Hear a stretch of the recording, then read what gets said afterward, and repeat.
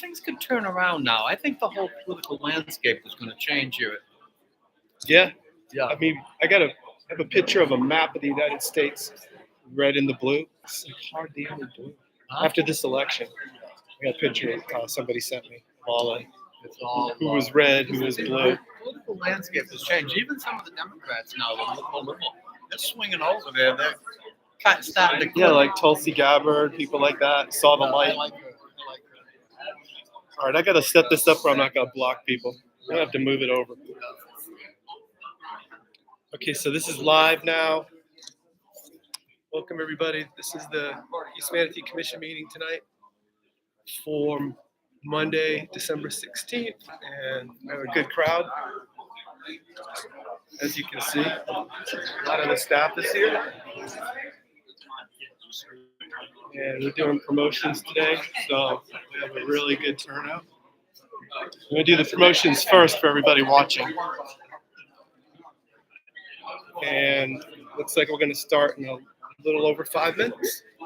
I need to relocate this a little bit for this meeting because we don't want to block people's view. So I'm going to slide it over. But you get a better view of all the people getting promoted.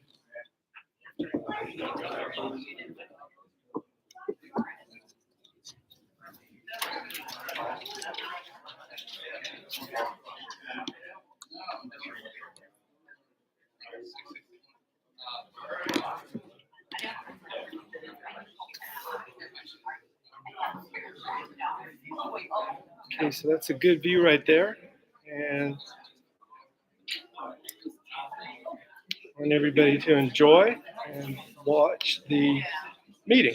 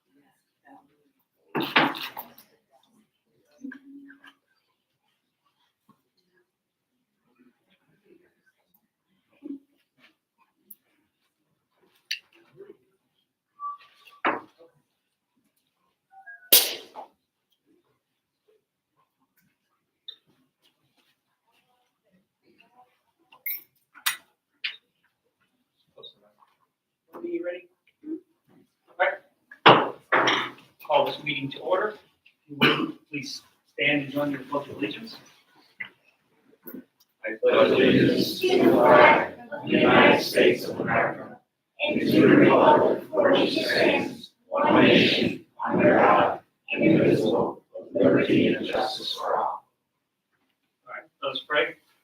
Our Father, who art in heaven, hallowed be thy name. Thy kingdom come, thy will be done, on earth as it is in heaven. Give us this day our daily bread, and forgive us our trespasses, as we forgive those who trespass against us. And lead us not into temptation, but deliver us from evil. please be seated.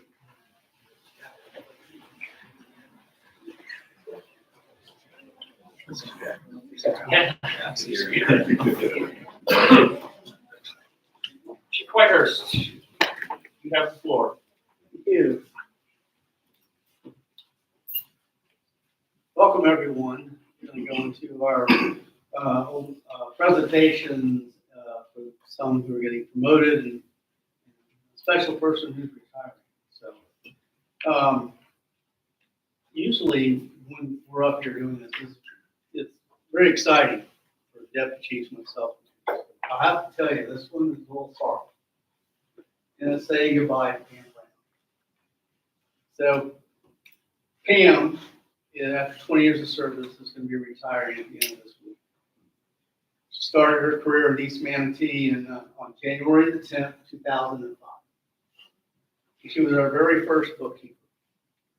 Prior to that, we outsourced our work. So she was our first in-house bookkeeper. At that time, our budget was $6 million. Today, it's $35 million. So Pam has seen a 30% increase over the last 20 years of our budget and our operation. And every time we grow and add fire trucks and people and stations, that turns and impacts her. And so for probably about the first 17 years, she was 16 years. She was the only person in that in our area of finance, handling our payroll and accounting, accounts payable and accounts receivable. So Pam was brought in for the specific reason of bringing that in-house. I went back and counted today, Pam, and since the last 14 audits that we've had have been what I call a perfect audit. Absolutely no comments, negative comments whatsoever. We have an audit that's in the oven right now, and I expect that will be perfect as well. So for 15 consecutive years, because of Pam, we've been able to have a perfect audit. That's why she was hired 20 years ago. On October 18th of 2021, the board created a finance division. Pam was promoted to finance manager, and then we started adding some help in Pam in that area because, again, we were growing. $35 million is still a lot of money to handle. It takes more than one person to do that. Checks and balances.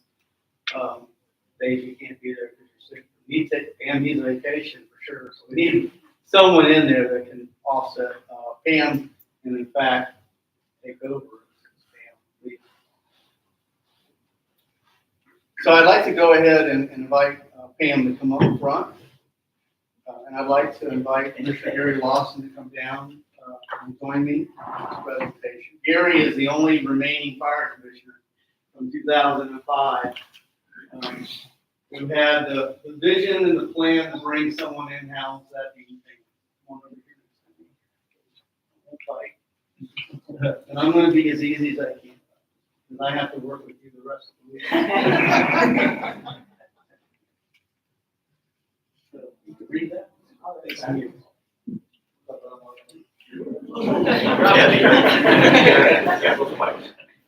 This is presented to Pam Brown for her 20 years of dedicated service to East Manatee Fire District, January 10th, 2005 till January 10th, 2025.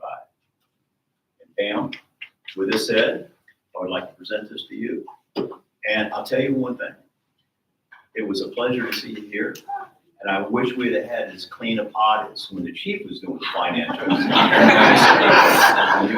So you were definitely needed. And we're sorely going to miss you. And you know what you mean to me. You were here from the very beginning with this building as we continue to grow this district. Go forward. And, I just thank you and love you for all your dedicated service.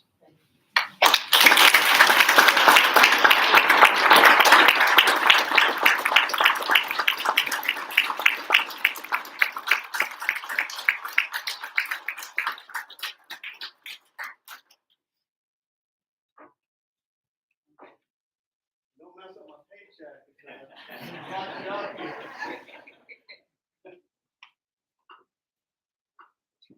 All right, next on the list is our promotions. It's Chief Hall. Yes. Can I help you out? Yeah. Thanks, Chief. So tonight, we get to recognize those who successfully completed the rigorous engineer and lieutenant promotional process. Starting first with the engineers. The major function of an engineer is to perform any and all tasks associated with firefighting, natural disasters, and medical incidents, as directed by their supervisor. The second major function of an engineer is to serve as the supervisor in training. They assist their assigned supervisor with their duties and supervise assigned firefighters. In the absence of their supervisor, they serve as the acting supervisor. First up tonight, we'd like to call up Dan Armstrong and his wife Beth and his mom Wilma, who will be helping pin the badge. Come on.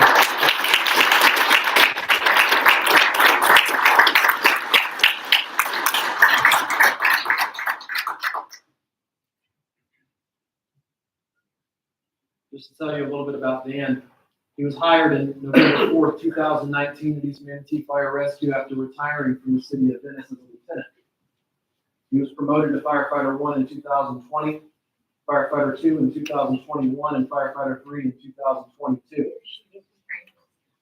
He completed the supervisor proficiency program this year and has received numerous certificates and letters of appreciation. Dan was also recognized as our 2022 Firefighter of the Year. Next up, somebody who could not be here tonight, unfortunately, due to feeling under the weather, is Brett Canapo. So we'll skip over and go next to Dominic Rial.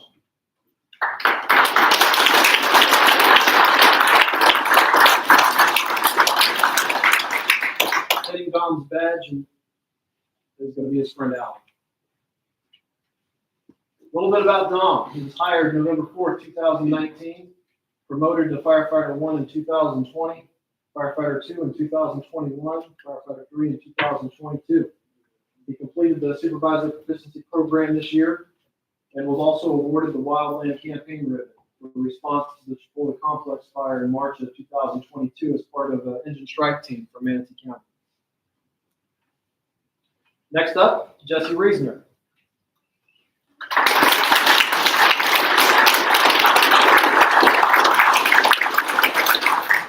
Jesse will be his wife, Amy. Jesse was hired November 4th, 2019, promoted to firefighter 1 in 2020, firefighter 2, 2021, and firefighter 3, 2022. He completed the supervisor proficiency program this year and has received C-Shift Certificate of Appreciation 2021 for his great attitude and work ethic. Last but certainly not least, Garrett Arth.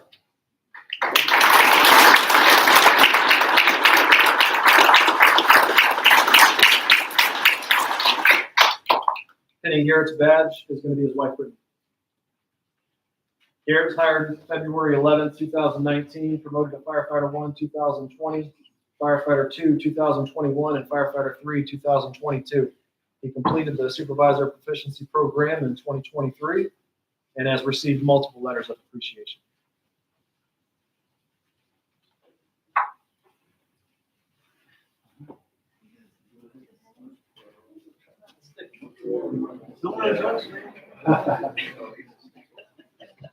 I ain't gonna go there.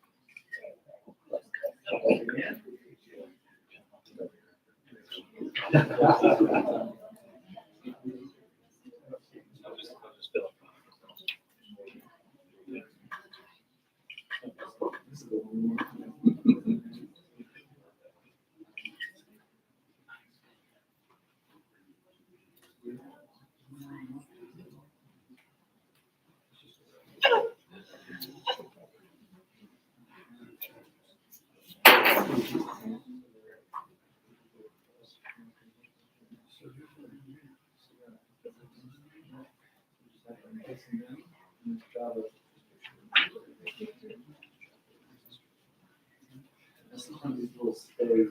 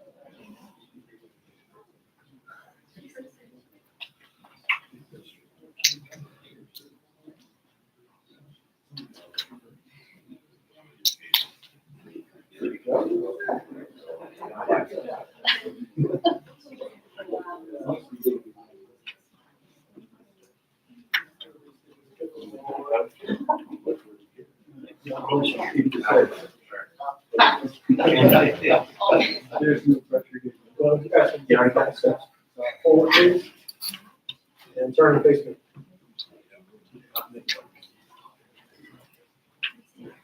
Raise your right hand and repeat after me.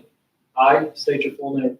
I, Anthony Bremer, A citizen of the state of Florida a citizen of the state of Florida and of the United States of America, and of the United States of America, and being employed by and being employed by the East Manatee Fire Rescue District the East Manatee Fire Rescue District and the recipient of public funds, and the recipient of public funds, as such employee, as such employee, do hereby solemnly swear do hereby solemnly swear that I will support the Constitution that I will support the Constitution of the United States of the United States and the state of Florida. and the state of Florida.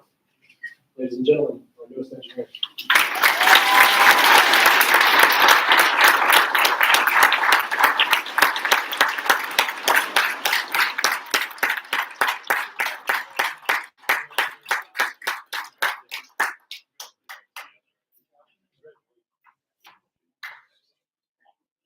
If anybody wants to take pictures?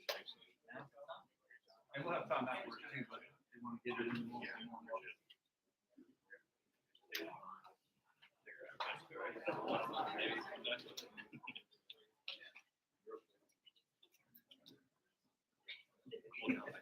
Hey, get some of that sweat off.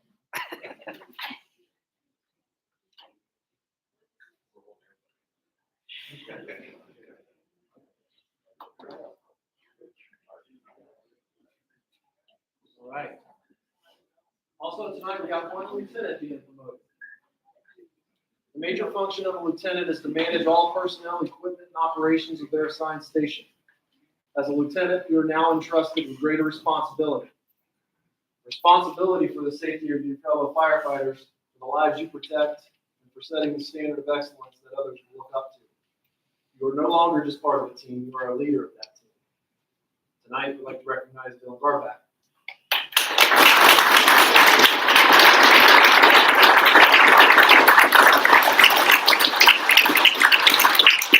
Hey, Dylan will be his son Lawson and his daughter Alina. Dylan was hired February 27, 2017, promoted to firefighter 1 in 2018, firefighter 2 in 2019, and firefighter 3 2020. He completed the supervisor proficiency program in 2022 and was promoted to engineer in 2023.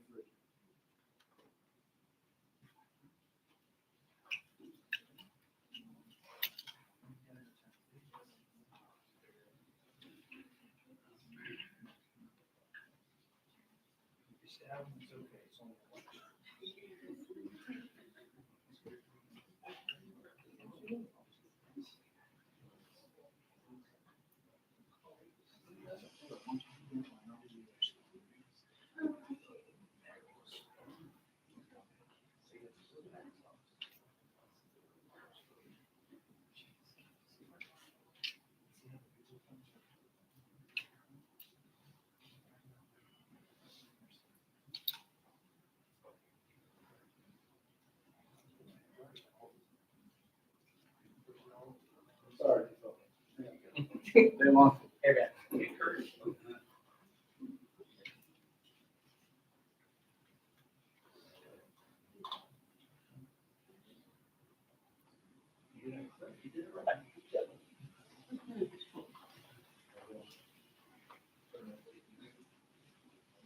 Raise your right hand. Repeat after me. I state your full name. I, Dylan Gorback, A citizen of the state of Florida citizen of the state of Florida and of the United States of America, and of the United States of America, and being employed by and being employed by the East Manatee Fire Rescue District the East Manatee Fire Rescue District and the recipient of public funds. and the recipient of public funds As such employee, as such employee, do hereby solemnly swear do hereby solemnly swear that I will support the Constitution that I will support the Constitution of the United States of the United States and the state of Florida. and the state of Florida. Lieutenant Garback.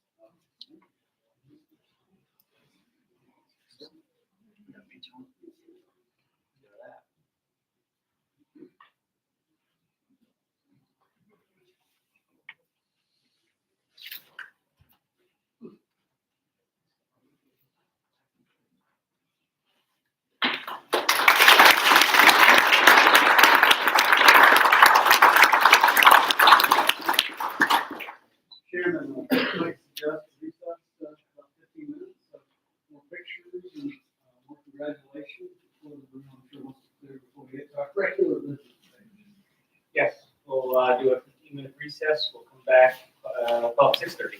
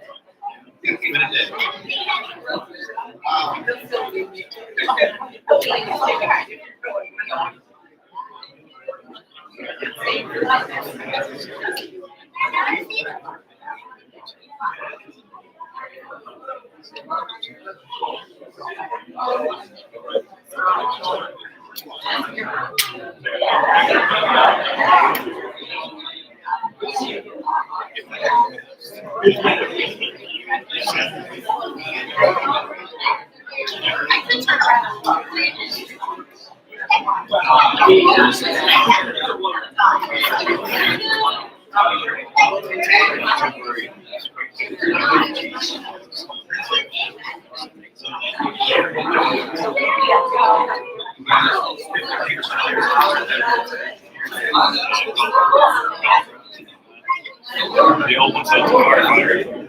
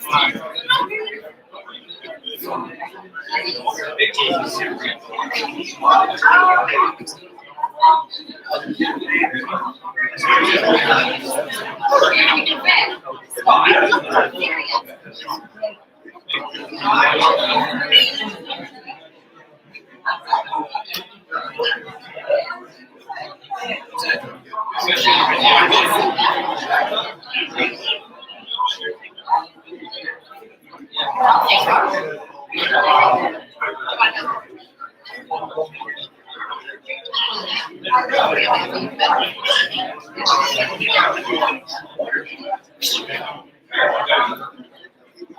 all gonna be in the picture. You know what the toy is today.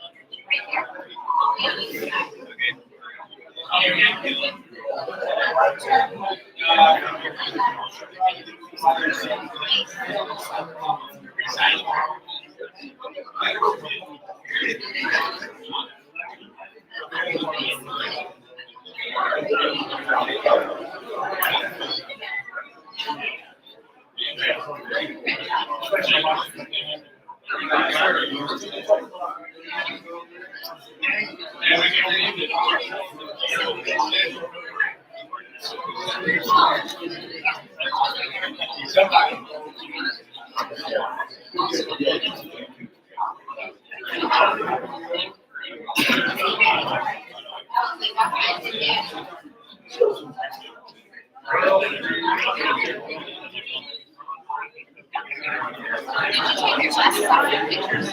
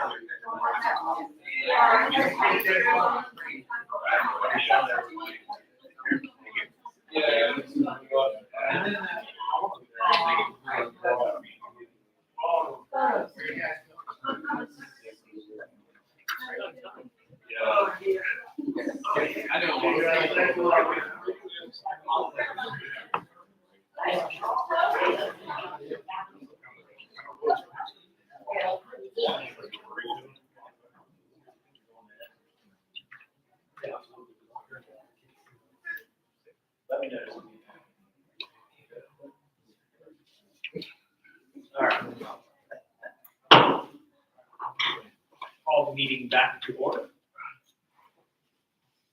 At this time, I will open public comments. We need just one request. Mr. Larry, the floor is yours. They're getting promoted.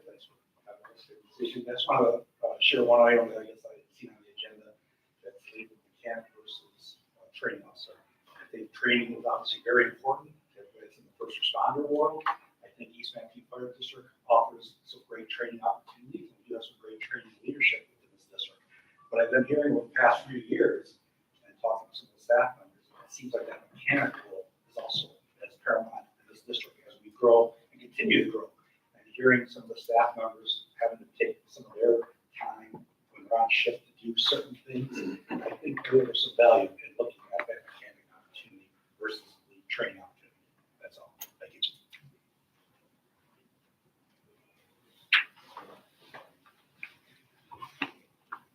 Let's call public comments. All right. Close public comment. Gentlemen, you've had time to review the consent agenda. At this time, does anyone want anything pulled specifically from the consent agenda? If not, I will entertain a motion to approve. So moved. Motion and a second. Any further discussion? All right, call for the vote. All those in favor signify by saying aye. Aye. Any opposed? Motion carries. Commissioner Lawson, you have the floor. Yes, sir. Thank you, Mr. Chairman. New Station 11. I guess everybody has been brought up to speed on the new well. The old well failed, and we moved on with a new permit, and the new one was drilled. I think it went down to around 550 feet. We've hit good water, and now they're doing the environmental testing. And I think that test is, we're about, what stage is it in, Chief, right now, do you think? We have to have 10. I think they've done 5. Tests. They could do 2 a day for 5 days. Okay. I'm not sure how far into it. Okay. I know we're scheduled for the system above. We have to wait for the test, vacuum testing on the well to be completed before we move forward with the system above. In case someone does. When's that scheduled? 19th. Thank you, Casey. Chief, so when the testing's done, how quick can we get back into the building? Well, that has testing as well, the government side. And so once that testing, let's say over a couple of days is completed, that issue should be done and ready to move back in, barring any other issues. Any other questions from the board on the new Station 11 well? Okay. Commissioner, or Mr. Chairman, would you like me to proceed? Please do. Okay. Old Station 11, the county visited the old station and did an inspection to see exactly what it would probably take to refurbish the building. The county is definitely interested in the purchase, so we're waiting to hear back from them. So that's all I got at this time as far as Old Station 11. Any questions? More of a comment, it's probably going to be a slow process with the holidays and everything, people taking vacation. What I can add to that, Mr. Chairman, is that, with everything that was going on in the county with the hurricane and whatnot, everybody was, doing double duty, and it was just kind of pushed back on the back burner. But I was told that they're back on track now, and we should hopefully hear something soon. Okay. Moving right along, the admin land next to us here. Asked Chief to get with Casco, and I believe you made that call. I was not able to get this cast or the appraisal. I haven't looked at Okay. So you're planning on this? continuing to Okay. reach out. Okay. Sounds good. And with that said, Mr. Chairman, I am done with old business. All right. Any more, or any further questions for Commissioner Wilson? Moving right along, Chief Whitehurst. Mr. Chairman, under new business, we have, it's going to be 2 documents, but each one is a separate action. is a request for approval of the First Amendment to our shared facilities agreement with EMS for Medic 14. These agreements are 3-year agreements, basically the rental agreements. Medic 14's 3 years reached in November. And so this is a 1-year extension. There's 2 1-year extensions built into the agreement before the whole agreement has to be renegotiated. So that's item 7A, and item 7B is the same for Met 21, which is at our Station 7. However, that agreement expired earlier this year in January without really anybody realizing it. So when Medic 14 came up, I was like, oh yeah, we got the other one too. So this one is actually for both 1-year extensions, because if we want to hit a 1-year extension, we have to turn right around and do it again, because we're reaching that anniversary of January once again. So those are the 2 documents that you have before you. In the document that's been written, basically started off with our attorney, rewritten by the county attorney. And our attorney had no issues with how the county designed it. But there is one more piece of language in there that allows for the county to continue paying the rent for those months that we were out of contract. So that's additional language that we added in there. I asked the board to approve this tonight, and then we send it to the county for them to put on their agenda and move on from there. So as it stands right now, correct me if I'm wrong, they are behind in rent. There. No desire to charge them any late fees from the board. Well, I don't know that we can put that in play after the fact. But you have to appreciate that in county government, the corporate court's office handles all of those financial affairs, and their decision to not pay the rent. Of course, that put EMS in a position of, they're not wanting to move out, they want to stay there.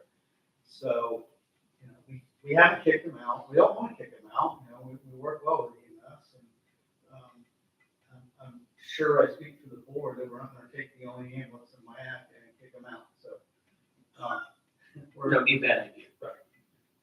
So, I'm working with the chief of EMS and the third party being the court, and the fourth party being the attorney's office to get all this back on track. And I'm sure it will work out. I think so. Any questions for the chief?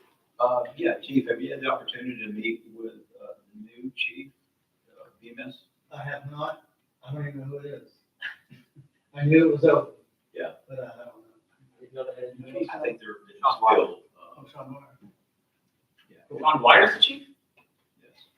Yes. Oh.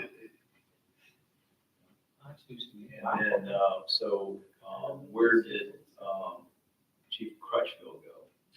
So Chief Crutchfield was not only the EMS chief, he was also one of the 2 deputy public safety directors. He had 2 roles, 2 titles. When Steve Litschauer, who also was in the same boat, retired, and left the one deputy public safety director. And so they have split his role. So he is now the one and only, as far as I know, deputy public safety director. And now Sean Meyer, who was one of the assistant chiefs, moved up to the chief role.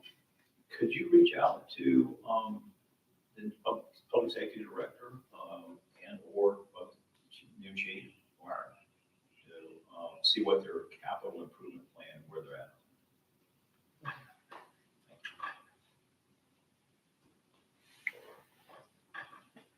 Chief, do we need one motion for both agreements or a motion per agreement? I would say a motion for agreement. The 2 items on the agenda. With that being said, I will entertain a motion for the Medic 14 shared facilities agreements. I'll call the vote. All right, we have a motion. Do I have a second? Second. Seconds. Any further discussion? Call for the vote. All those in favor signify by saying aye. Aye. Aye. Any opposed? All right, motion carries for that one. And moving on, I will entertain a motion for the Medic 21 shared facilities agreement. Motion. Second. Any further discussion? All right, call for the vote. All those in favor signify by saying aye. Aye. Any opposed? That motion carries. Chief Whitehurst, resolution 25-03.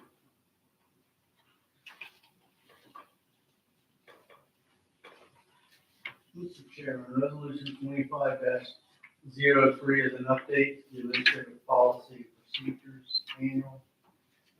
This is on the heels of the changes that were approved in the previous meeting with the union on their MOUs, and so it makes those changes for non-represented staff.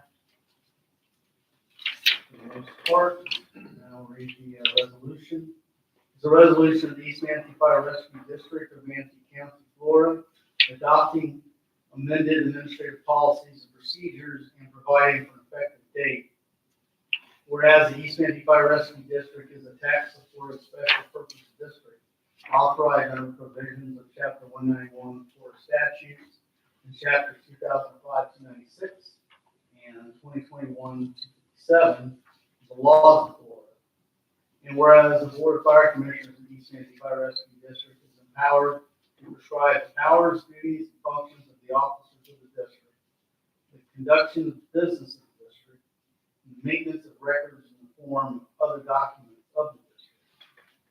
And whereas the Board of Fire Commissioners held a properly advertised public meeting on December 16, 2024.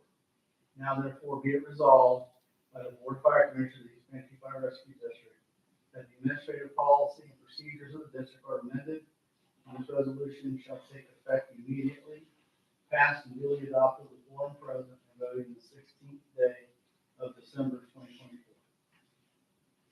Thank you, Chief. I'll entertain a motion to approve the updated policy manual. Moved. Motion. Second. Second. All right. Call for the vote. All those in favor signify by saying aye. Aye. Aye. Any opposed? Motion carries.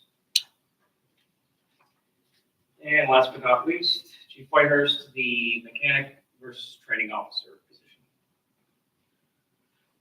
Well, I didn't mean for this to be controversial. I had asked for it to be on there. But, so we had presented a 5-year plan, we had presented a budget based on the previously adopted 5-year plan, which called out for this year to add a mechanic to our staff. And it was during those budget hearings, I guess, budget workshop, it was during the budget workshop that at the time Commissioner Carlino was on the board, but he, after much discussion, proposed that we basically do a workshop similar to what we did that and other things we've done with workshops on the board.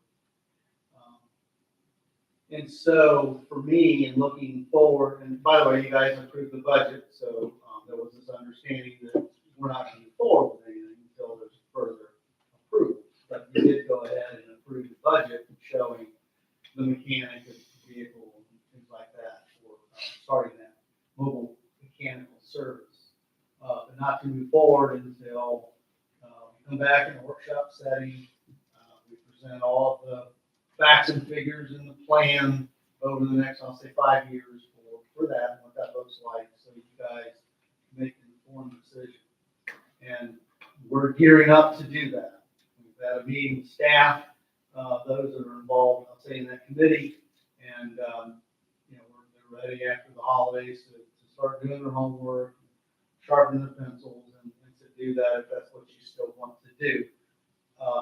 At a workshop yet to be when that's determined. I'm not sure how long it's gonna take to do this. But for me, I was thinking the fact that, we had budgeted for this, and as the clock moves, we're approaching almost 25% into the fiscal year already. While we're doing this, and perhaps to, I'll say, save time, because behind that, in the 5-year plan, was bringing on a second person in training. Well, my thought was, well, why don't we go ahead and do that? Because that's kind of, I would say, quick and easy. It's all set and ready to go.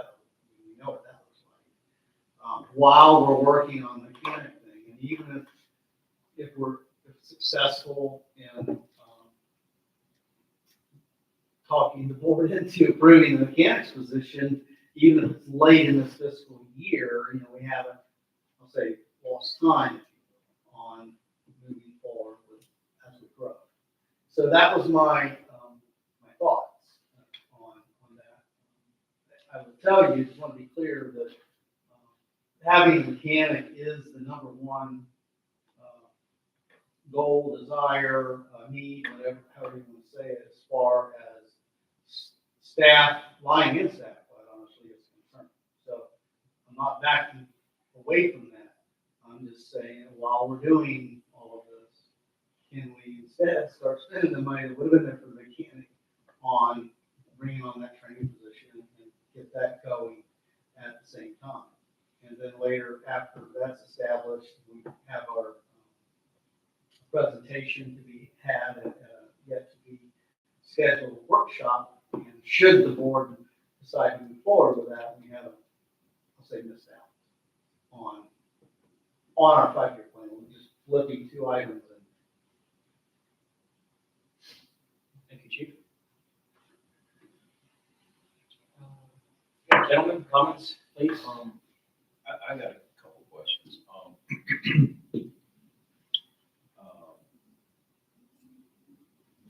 The scope of the training officer, will he be delivering the training, or is the captain still responsible? Tell me a little bit about how it's being delivered in the field.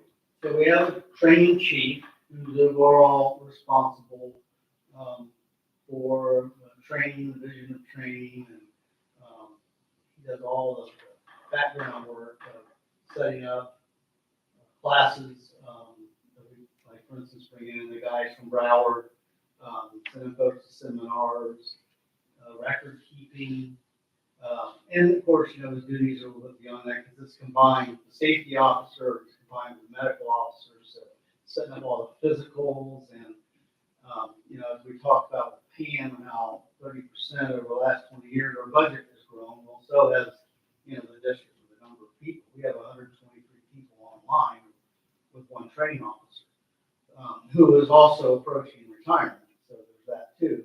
And the idea of bringing on a training officer isn't to eventually replace the training chief. It's that they may, but it's then to turn right around and bring another person back into training if that be the case, because I think that the volume of training that's occurring, having 2 people in the training office. So do captains no longer deliver training? No, that's not going to be the case. But EMT research, going into the station to station with a new piece of equipment, trust me, they will be more of a field training officer in that respect, something that this person is making this delivery. So that all 10, 11 crews per shift times 3 are going to get the same, delivery from that person. So similar to what EMS is doing. The EMS also has field trainers, folks that are on rigs, but then they also have a person in the vehicle. So it's attacking it in a couple of different ways. One of the things that we find in our training is that as we hire new people, we have a constant training circle there. I'm not saying this is what we want to do, but we almost could have this new training officer be totally dedicated to the new hires for a year. We had to hire back captains off duty to come in and handle some of the field training out on the tower with the new guys during the orientation. So, I mean, it's there, and it's only going to get, I'll say, worse as we continue adding people. And of course, it's something we projected already because, you know, it's been in the 5-year plan for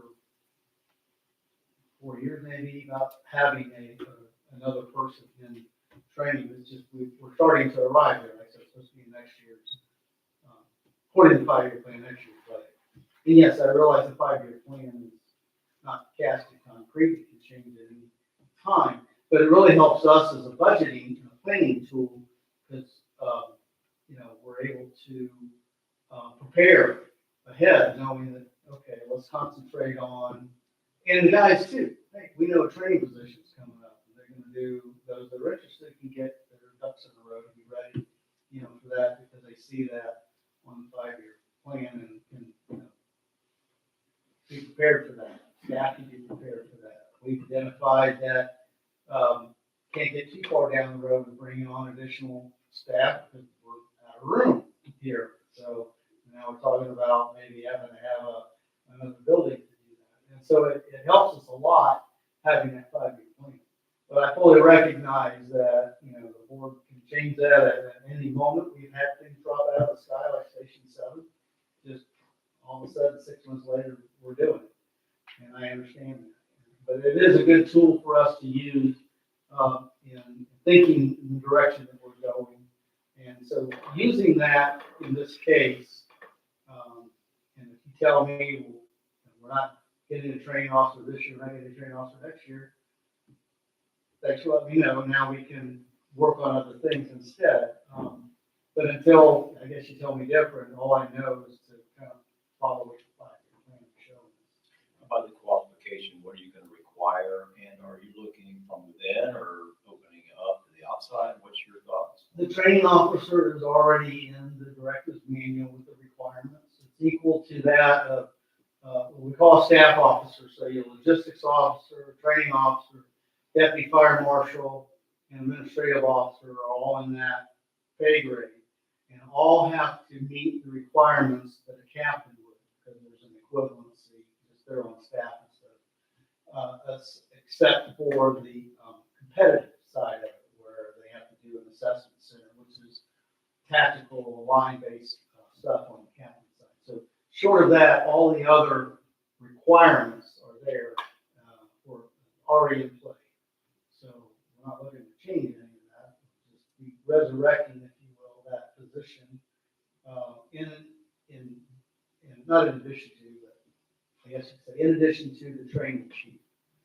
So when the training chief retires, the powers that be at that time, you know, they decide to fill that.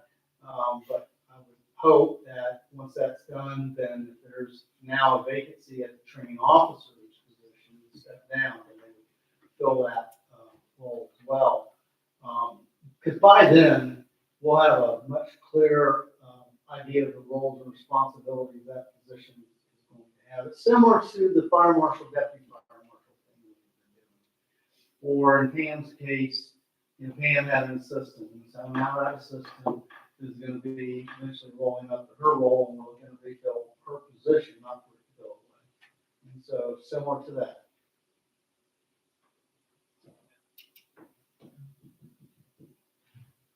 Anyone else?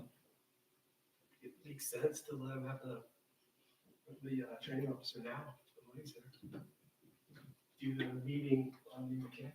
I'll hear all about that too. That's another good solution. I did not answer all of your question. Is yes, we would of course look for in-house first. Okay. So what are we trying to accomplish here? Deciding between a training officer and a mechanic? Not either or. So the money's already in the budget, just sitting stale, if you will, for the mechanic, but that's kind of on hold.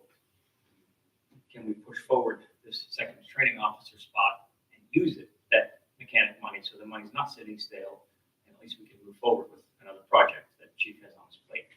But we would still move forward with gathering the facts for you, and even if you, in a June meeting, go, okay, yeah, we'll hire a candidate. Budget amendment accordingly to finish that year, and might take the entire rest of the year to do the hiring process anyway, buy the truck and have it here and that sort of thing. We just can't start any of that until we get to go ahead and review, and it's gonna take probably a few months to get this thing together and then advertise and have this workshop.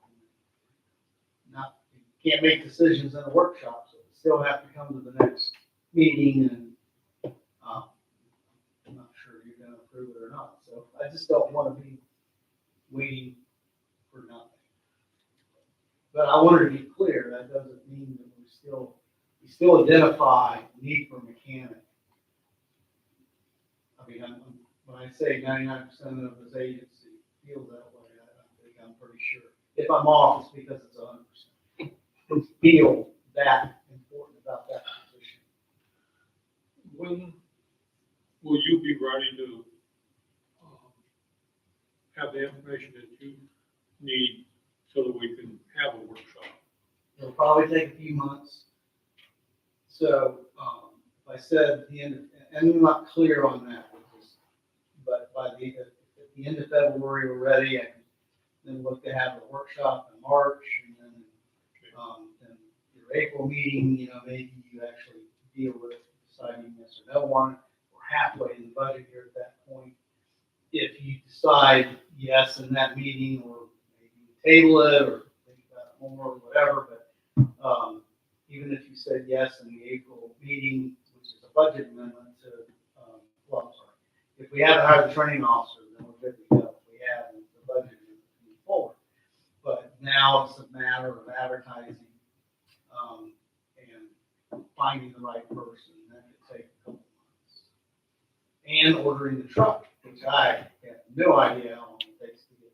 You have to get trucks sales in the right time of when they're producing those particular things. So, we might be able to have a person in a vehicle, things like that. Chief, I don't recall the number that you had budgeted for the training officer.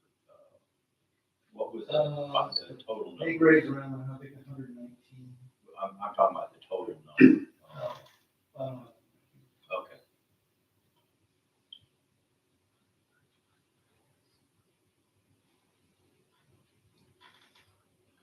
Nobody else?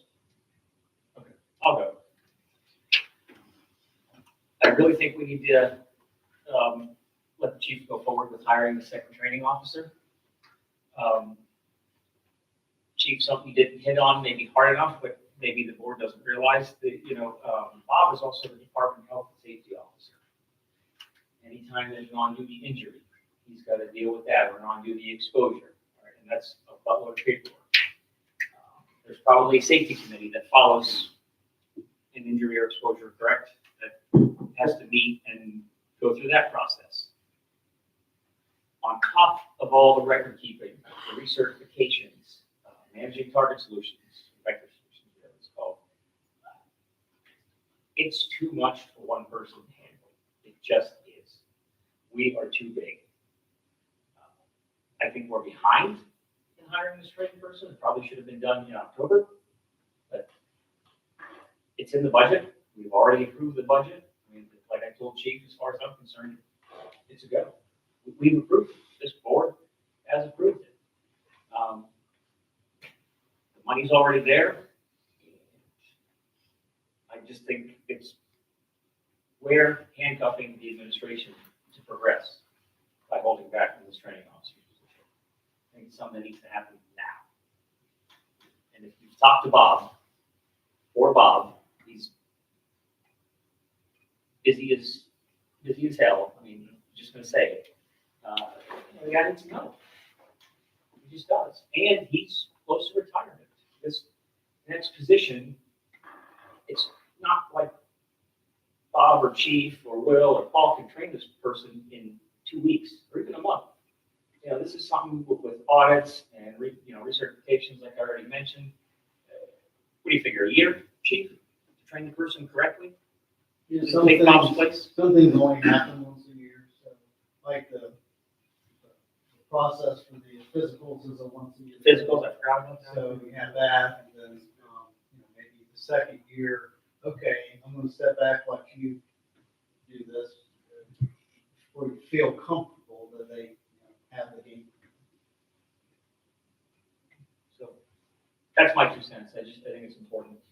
I just wanted to clarify though, that, we do not have a training officer budget, it's a mechanic budget. Oh, right. So, right. So here,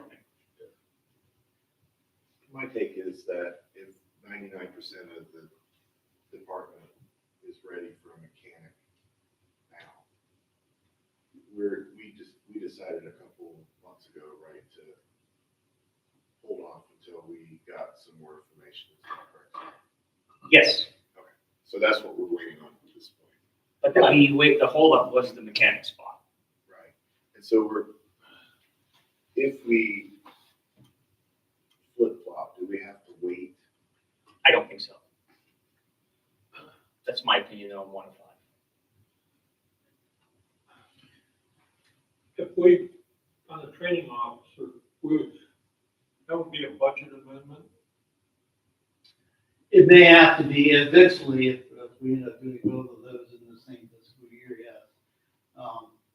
The longer we delay on hiring a mechanic, then, money, most likely, most of that's gonna be there to bring on the training officer.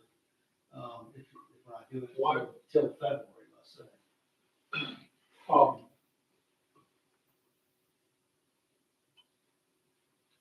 Why can't we take and make sure that there's additional money for the training officer and still keep working along with the mechanic at some time along the line?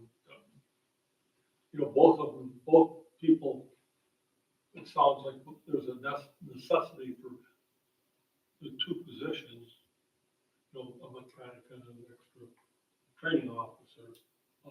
Instead of dragging it out over 6 or 8 or 10 months, we should be able to move forward through the normal system as quickly as we can. We were satisfied with the way it was, laid out with bringing the mechanic on this year and the training officer, next year. What I was afraid of is that, you said you identified we need both positions. So,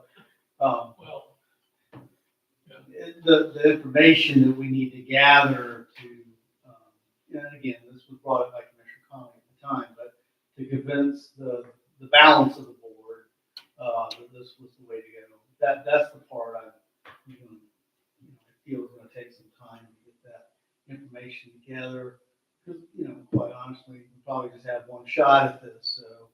And I'm thinking, back when we did the ALS, workshop, how detailed that was and how forward, what we're asking to do. What is this gonna look like in 5 years? What is, a shop, and the year about that, Commissioner Jacobs, about the shop, the list, and things like that. So, we want to have a presentation that leaves like no other questions unanswered. And that's gonna just take time to do that, in my opinion.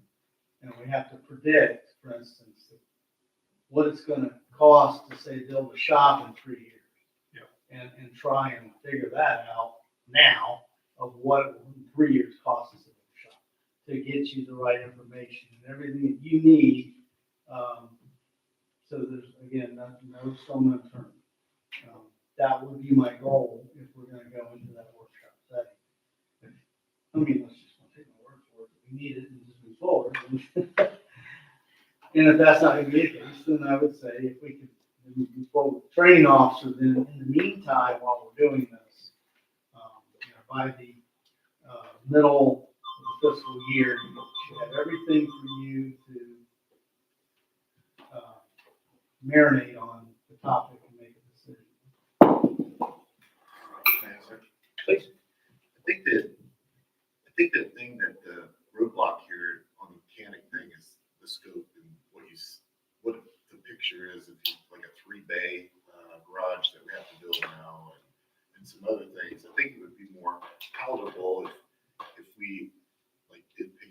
steps. And we kept the scope to preventative maintenance or something like that in the beginning, and then we could add on to that later on. But, when it's presented to me that, this person is going to do large scale jobs and things like that, the only thing that really concerns me is if he gets hurt or if, 10-8 offers him a job or somebody else and he goes to do that, or she, I don't know who we're going to hire, but the bottom line is, where are we at now? So what I tried to convey was and again, this is somewhat spelled out in the 5-year plan as it sets, was to bring on basically mobile mechanic service and start there.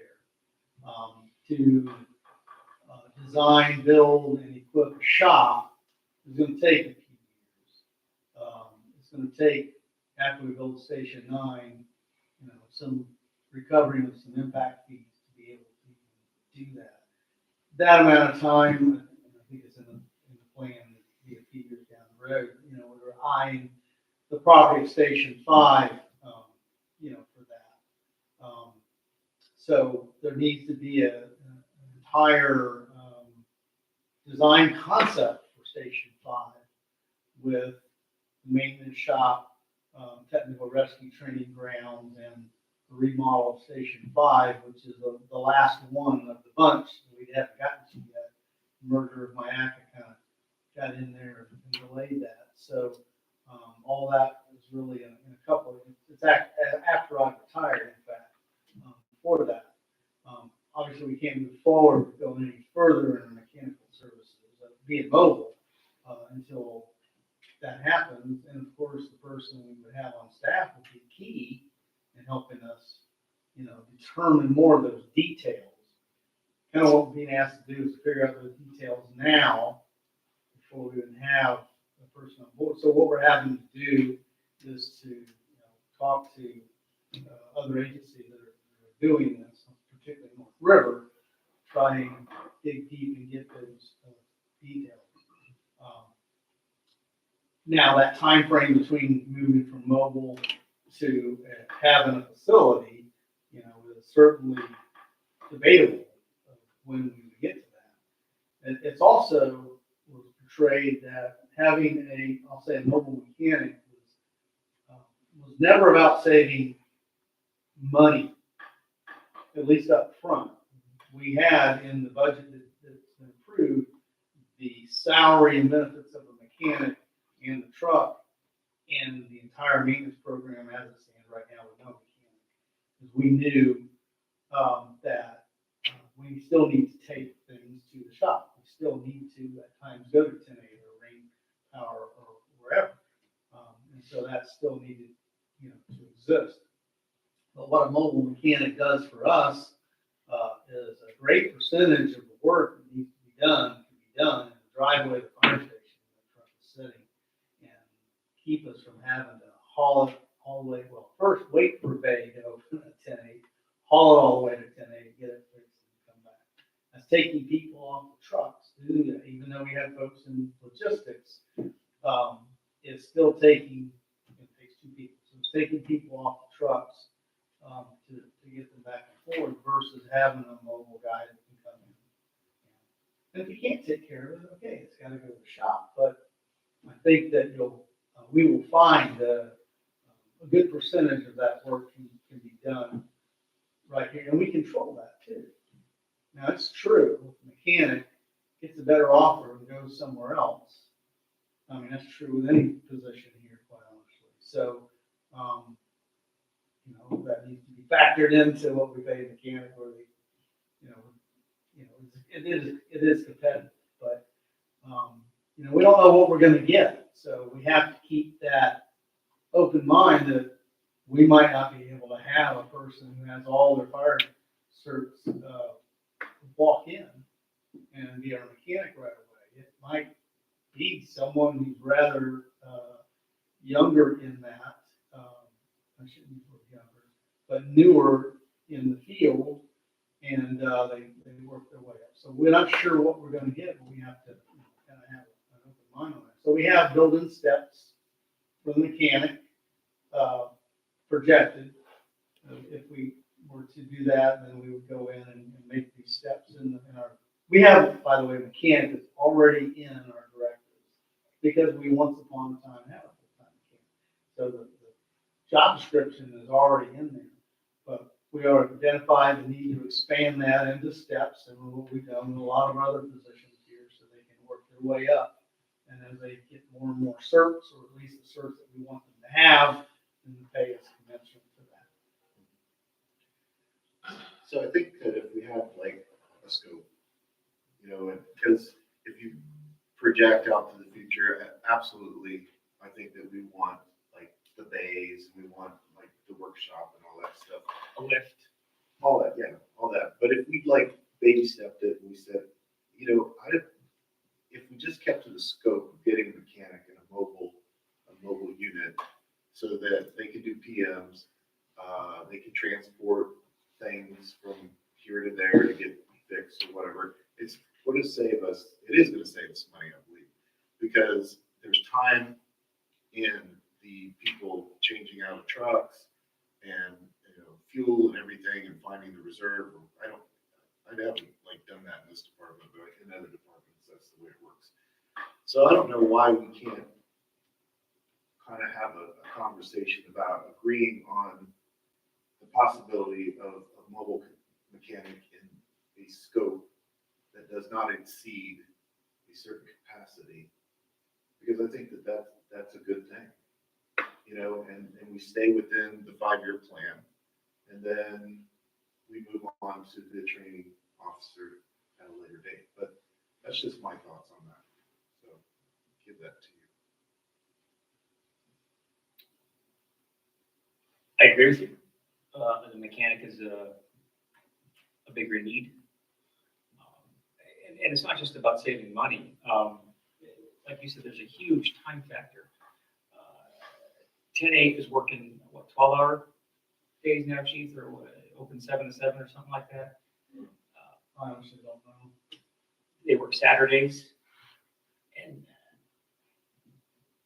I don't want to bash them, but still working at a fire department, I've received trucks back from 10/8 where there's the receipt, you know, for services rendered on officer's receipt, and it says they did X, Y, and Z. So I would take it, me and the driver would go out the back pad and check everything that they said they fixed, and sure as crap, they didn't. And it might be as simple as balancing the tank fill lights or the foam lights, whatever. There's a $189 charge for it, but they didn't do it.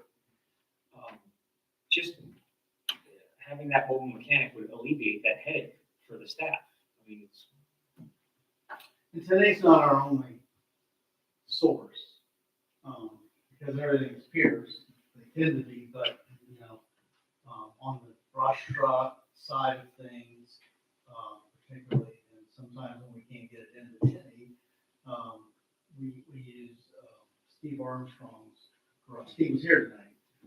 We use his garage. And, you know, folks like Steve Ludwig, who are retired out, and some other mobile guys, I mean, Steve's it.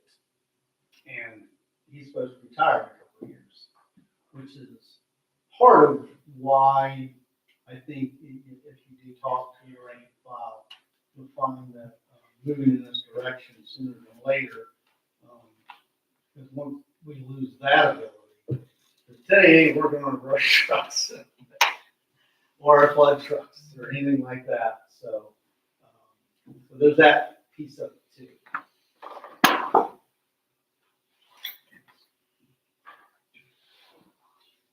Who's wrong? Mr.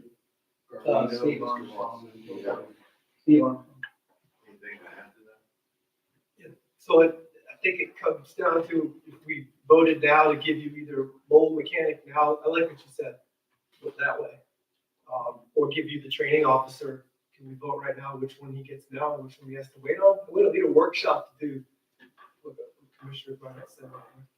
that's my opinion. Yeah. I mean, I don't want to downplay the staff's work. I know you guys are working very hard on this mechanic presentation. This But person just can being do a it. simpleton, it's a mechanic. It's not ALS. We're not changing our level of service. It's a freaking mechanic. No, I don't know. Really, How much simpler I can put it. everyone's some kind of training officer at the fire department, one way or another, but it's not mechanics. No, there aren't many around. So, go ahead, Well, I'm putting my business hat on just a little bit. I say that we should be able to look at this, do this mechanic thing to start it off, do the training officer. If we don't, we're gonna end up, if Bob ends up falling down and is out of here or decides to retire tomorrow, where are we gonna be, Yeah, Bob's at home watching. That's all right, kid, that's fine. But I mean, I look at it as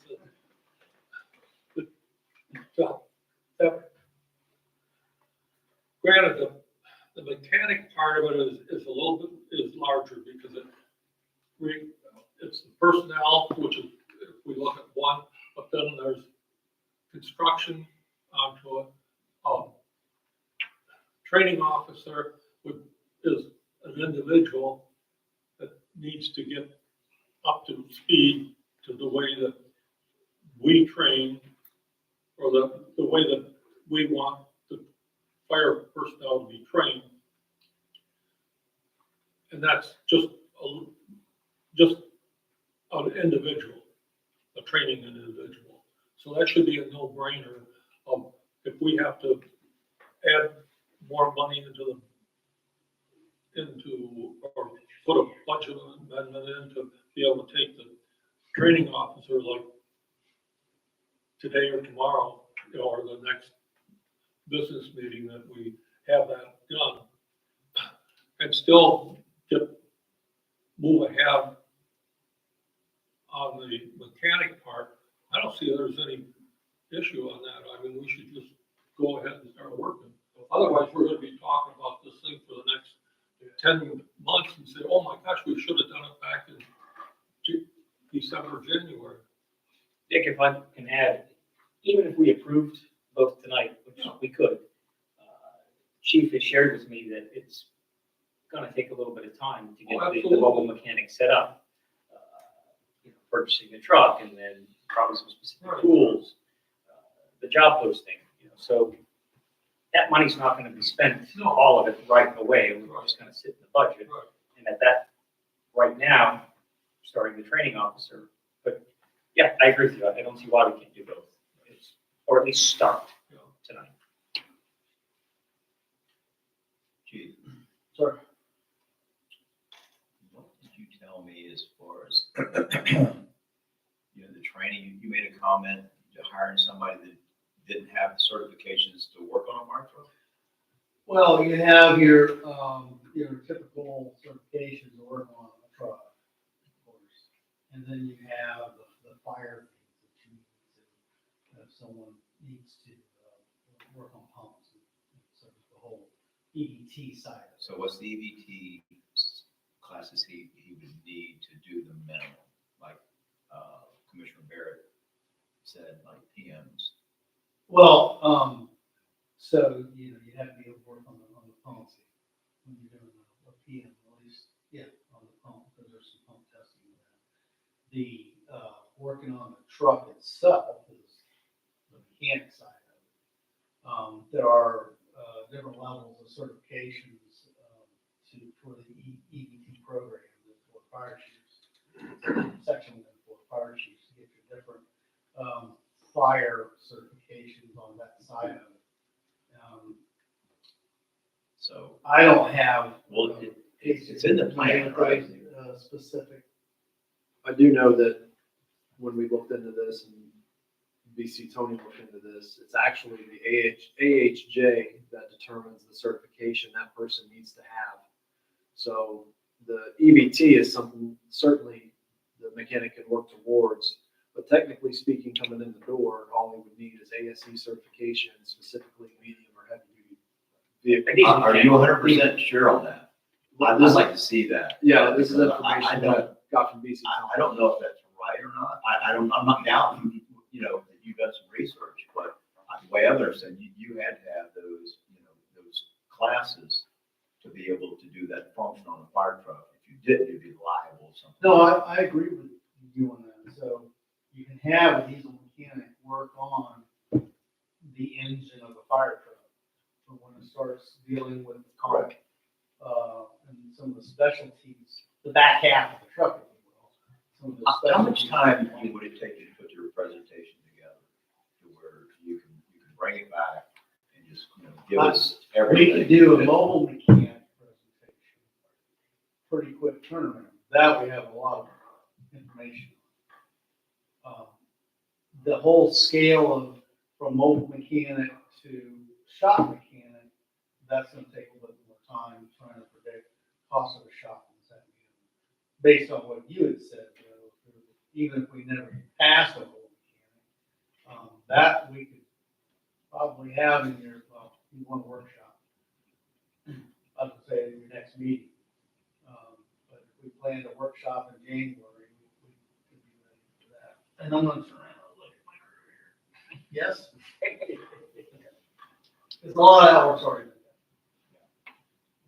I mean, because it's an important position. And it's not, you come in as a training officer, everything is what it is, and everybody knows and expects and knows what his scope of his work is going to be. And he has all the resources in place, but, are you trying to bring somebody that has some tools, or are we going to have to go out and buy, a lot of tools and scopes and all these things that, and if you bring somebody in that's just doesn't maybe know how to read those things, that's why I just need more.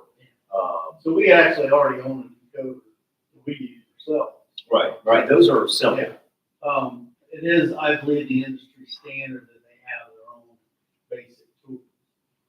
But I would say that things like oil change related, like what we used to have before when Denny was here, that stuff that we bought. Do we have any of that stuff still around, or, is it inventory? I'm sure. You guys, Probably surplus one. it's been 20 years, and so, I read a lot of that stuff. It was in the intermodals at Station 2, and when we had to build replace Station 2, those intermodals had to go. All that stuff was in there, and that's when the big house cleaning, a lot of stuff. There's a few things, I think, still in the new shed, if you will, Station 2.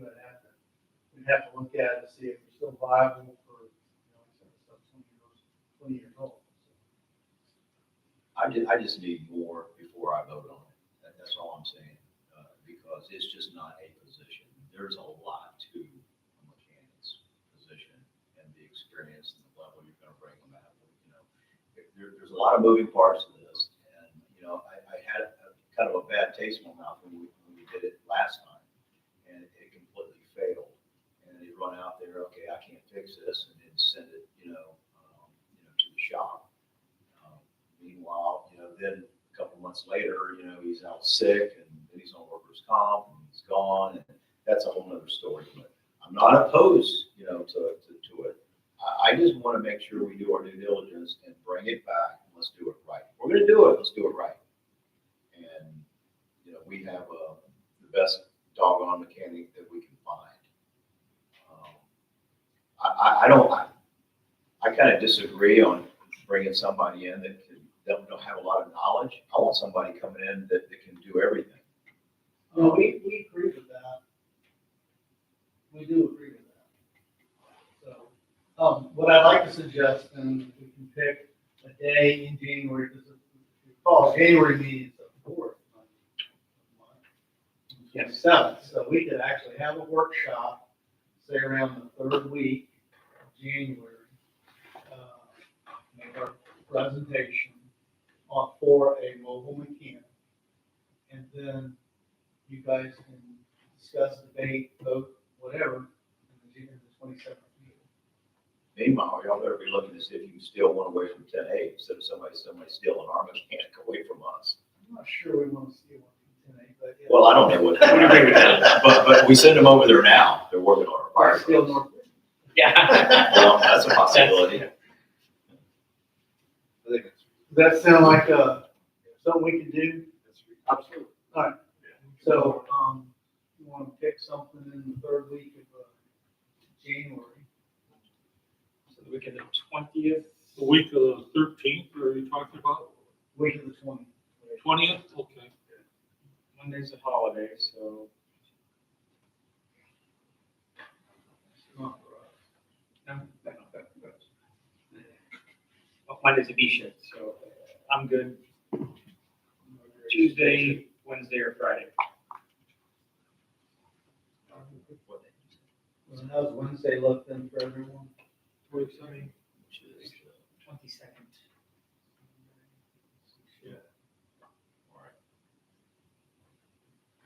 How about you guys? Nobody can speak for Derek. He'll be in Vegas or. He's on the schedule right now. He's gonna look and see if he's off that week. That's what he said, he's on the schedule. Okay, he's at. We don't improve it. Now, on the 22nd, they do have a note in there for a heavy rescue committee meeting, but I'm sure they would postpone or reschedule that to accommodate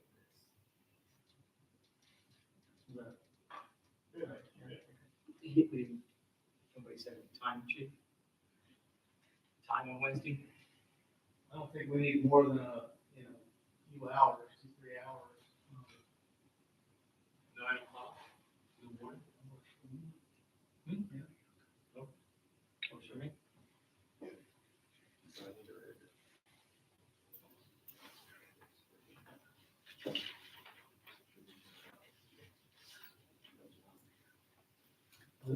What's the date? Wednesday, the 22nd.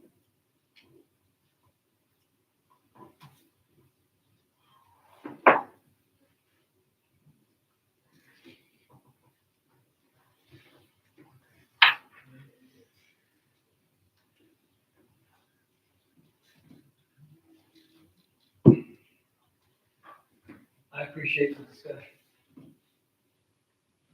I would like to follow up. And if we have to approve it tonight, then so be it, but allowing the chief and the administration to go forward with starting out the second training officer process. Glad to make a motion for that, Mr. President. Okay. Just want to make sure the verbiage of the motion is correct.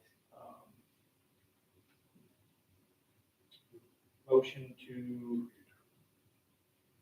give the chief the authority to start the hiring process of the second training officer. That sound about right? Yeah. Okay. So we have a motion. A second. Any further discussion on training officer? I'm okay for the budget. All right, that being said, I will call for the vote. All those in favor signify by saying aye. Aye. Any opposed? Motion carries. Office space. The movie. No. Your office, I know you guys have offered it before, but by bringing on hopefully this wasn't part of your decision, bringing on another training officer, and we're still trying to fill, the open finance assistant's position, but we're gonna be an officer short, and so, is there any opposition for us snagging the commissioner's office? I guess you could room with me, but snagging your office for that. Paul's got room. This room right there. Well, Isn't that a room? It's a closet. I know. It's got an AC in it, which is about the size of your office. all we really use the commission room for to sign checks, and that's basically. And wait for me to get done with the other commission. But you have a conference room right there, if you could just Yes. allow us to use that when we have to do that. I think, it'd be a dual purpose. There's not very often that you, except during the audit time that there's, well, we could actually sign checks right here if we have to. You know, We can find room. oh, yeah, I mean, that's what this section here is for us. So all we have to do is put a file up here if we need it to put stuff in and Well, this, wouldn't do that. I know we have It's a. not gonna be secure. But they have locks on stuff that, you know, you want to keep. I don't know what you guys keep in that office. You keep anything? I don't keep anything. Okay. Except the stamps. Some collections. Well, the stamps will have to go back into my office. Yeah. That's probably the most important thing, there. So Yeah. we'll get back into how we did it before. I'll have to keep them in my office, which Paul, and we'll both have access to if I'm not there and you need your stamp. But I just want to make sure that was going to be okay with everyone. It's cheaper than Is building that an gonna be addition. okay, Gary? I guess.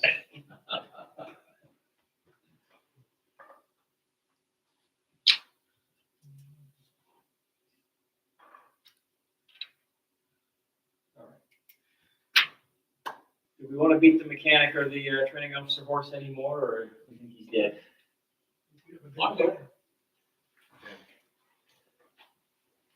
Good. All right, we'll move into commissioners' comments. Dick, we'll start with you. I would have to say that this has been a very interesting meeting this year. On it, and it's looking into the future at what we have to do, and we're growing. We've grown, but we're going to be growing more.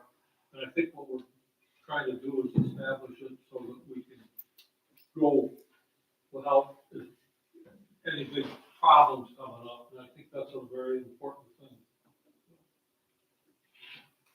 thing. Great meeting. Congratulations, everybody. and Happy holidays to all you guys. Yeah, same here, Merry Christmas to everybody.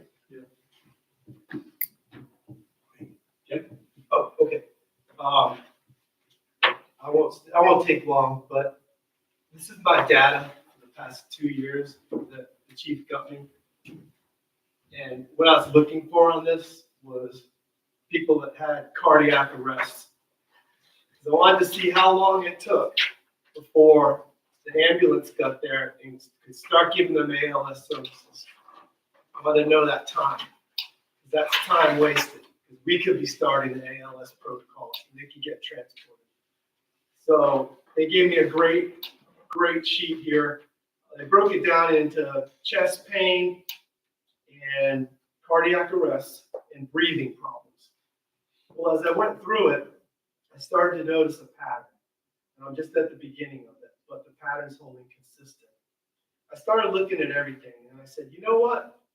I need to be looking at the cardiac arrest because you may not be in cardiac arrest, you know, chest pain. And I think that's supported by the fact that the supervisor does not show up for the ambulance service, which makes sense on the chest pains. But they're there for the cardiac arrest. Yeah. Well, I got them here showing up. So yeah, they're there unless they're dead already. And it's like at a nursing facility or something like that. I did see some of those, as you can tell by the response times. So as I started to go through it, I said, okay, let's see how long these people are waiting. We're there, and all we can do, the best thing we can do for these people is put the what's that? The AED on them. Anybody can do that. It's not hard to do. The instructions are written right on it. That's the best we can do for these people. But if we had ALS, we could start doing the protocols, just like our medical advisor said.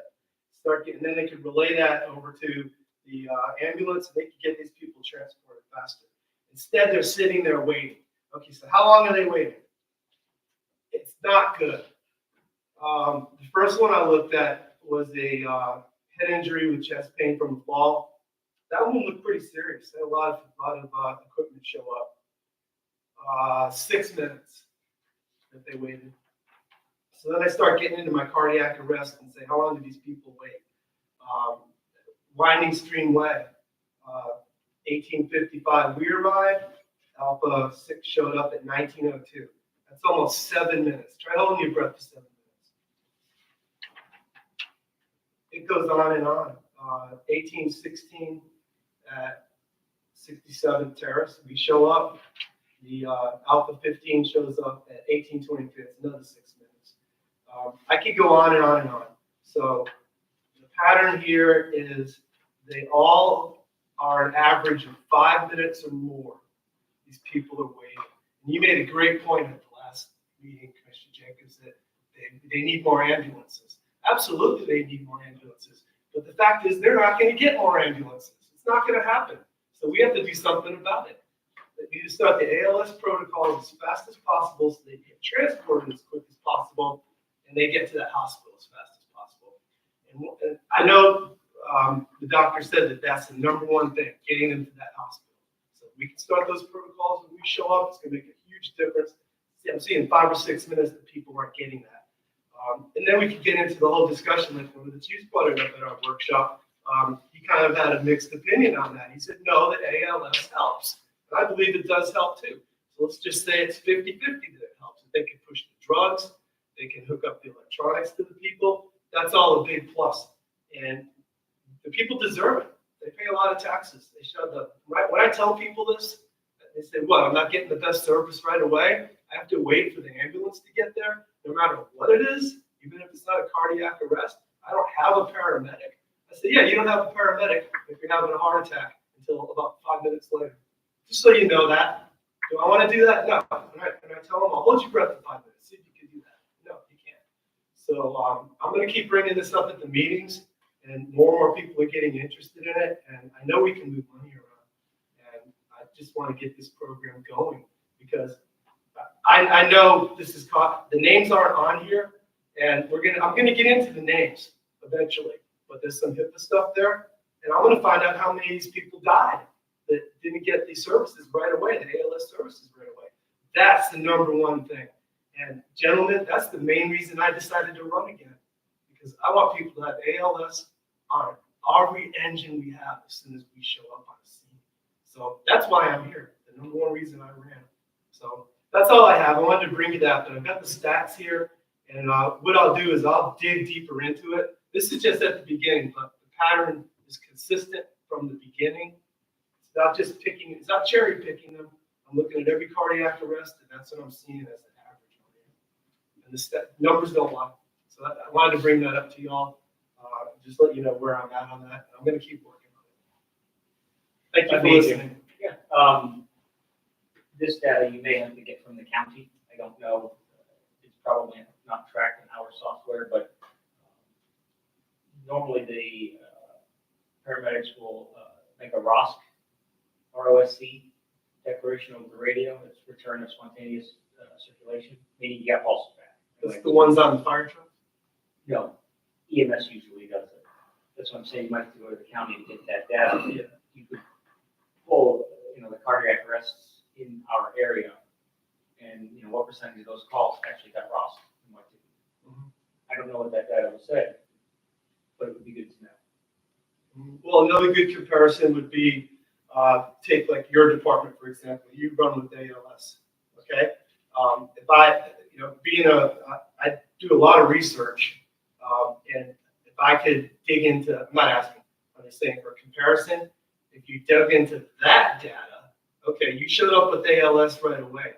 Now what's the mortality rate? Is it higher on our department because we don't have the ALS right away to give it to the people? Is it the same? Or is it a better outcome because your department is showing up with ALS and they're getting to the hospital quicker and they're not dying?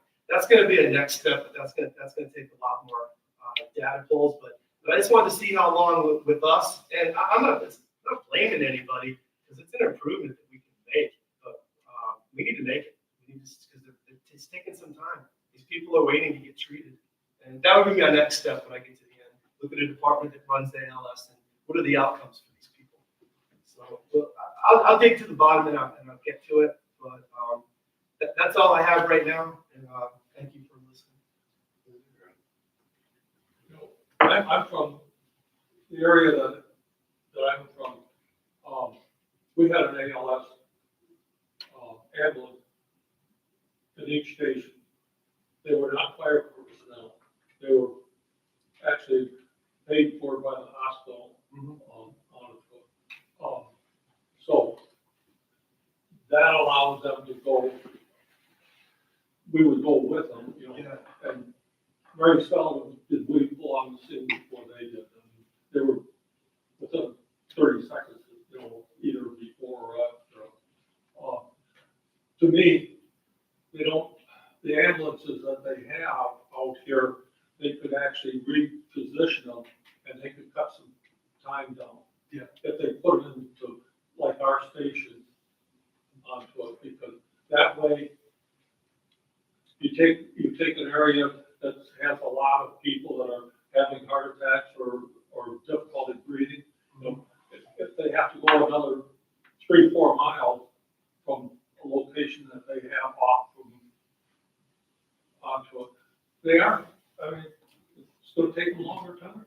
Yeah, and I agree with you. It would be nice if we had that here, an ambulance in every station, but we're not going to have it. And I'm not faulting them because they're having an uphill battle. That we have tremendous growth here, more people moving here. They have more calls. They have limited resources.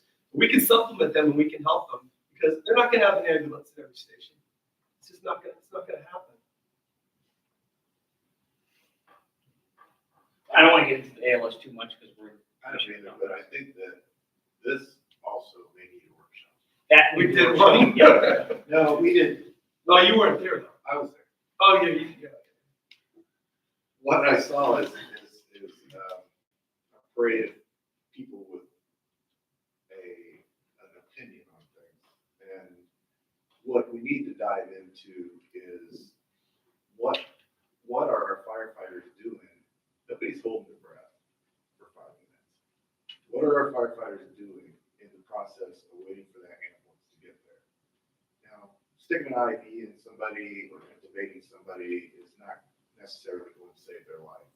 If you look at the training that we receive in ALS, ACLS, that their BLS is the initial starter of the whole process, and you don't get into ALS until several minutes later during the call. So I think that the data that you're seeing, combined with some firsthand life experience and understanding that the BLS that we provide here in the fire service now is so much more progressed than it was in the past that we can almost accomplish anything.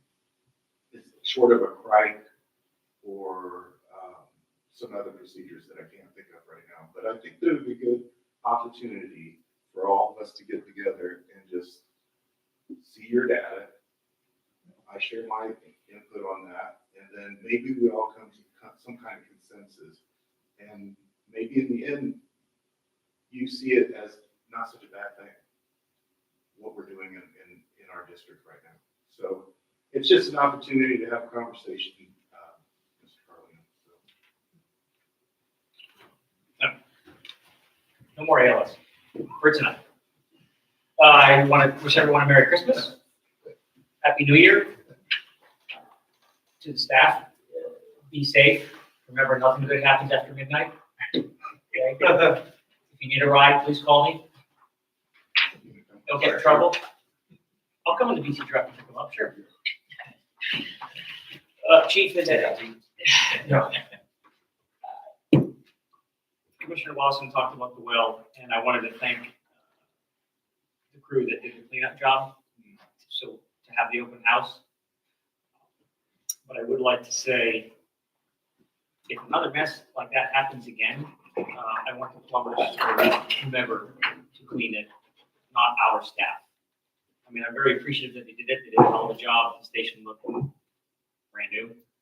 It should be, but I know they worked their butts off cleaning up that mess. And I don't think it's fair to ask them to do it again, especially when it's. Understood. It was a matter of timing. We had, be ready for the open house, which somebody already able to attend. It was better than I ever dreamed. And I mean, I think the case of Lambert is one of the primary reasons that went so well. And Yes. a lot of help. And you mentioned the crews, so not be lost in all that, from all the crews out there, Station 11 and 12, I think, hoping to get that place ready. And, you know, then to turn around, you know, right before the open house, they had to move out. Right.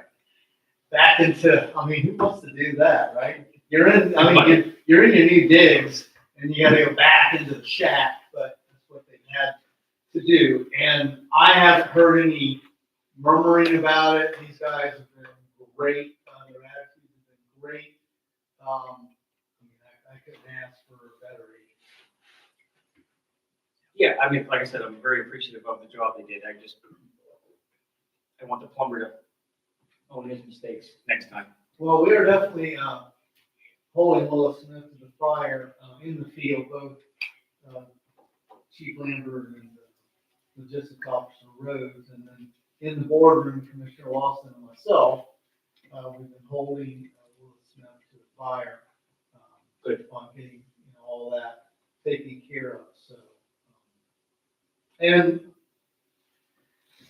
I say Willis Smith, it's their stuff. I shouldn't say it like that, you know, because But the buck they stops do with a them. good job for us, and if we had stuff go wrong, you know, we would see it right, and eventually, you know, get taken care of. And that's what Will Smith certainly is doing, holding themselves accountable.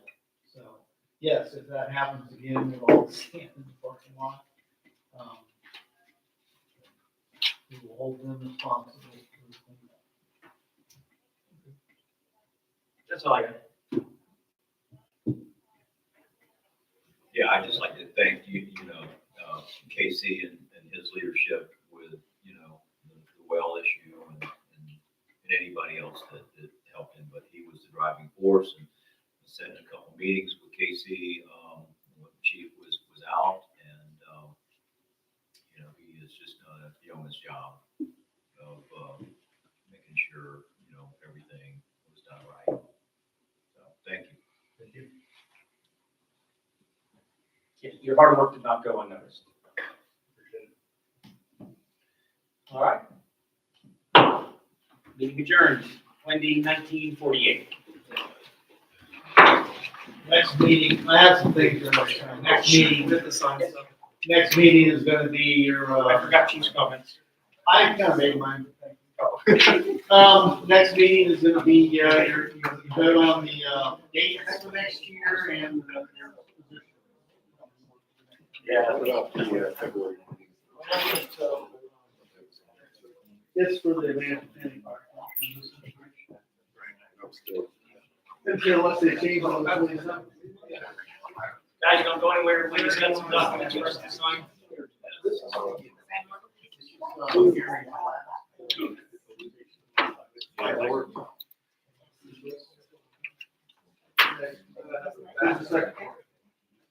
Tony.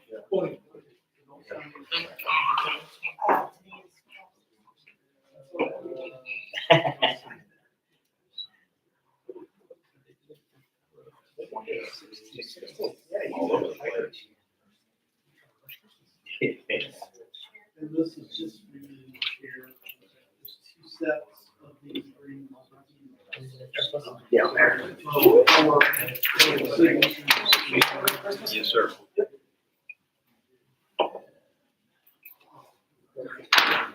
Yes, sir. That's it. Thank you. Then when you have, yes, you. Yes. Merry Christmas. I mean, early Merry Christmas. There's Carlino.